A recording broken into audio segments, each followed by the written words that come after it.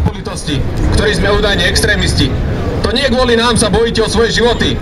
Nie my vás napádame, nie my vás diskriminujeme. Aj napriek tomuto všetkému sme nepriateľom štátu práve my.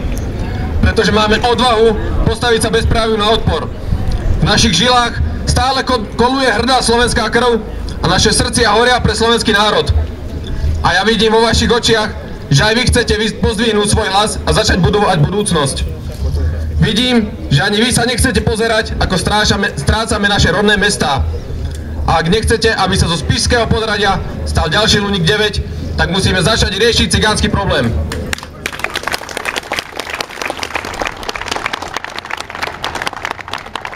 Ak chceme bojovať proti cigánskému problému, tak musíme bojovať proti politickým stranám, ktoré tento problém vytvárajú.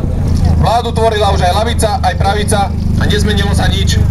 Znamená to, že sú z jednej kopy hnoja, ale sú to práve tieto politické exkrementy, ktoré vytvárajú tento problém, či už skrz zákony, skrz sociálny systém, či diskrimináciu bielých obyvateľov na úkor cigánskych darmožráčov.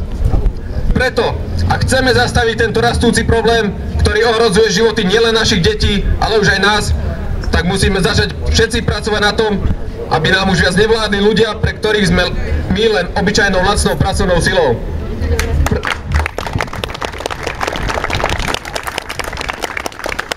Preto vás prosím, Slováci a Slovenky, zjednoťme sa a spoločnými silami si ubráňme naše mestá a našu budúcnosť.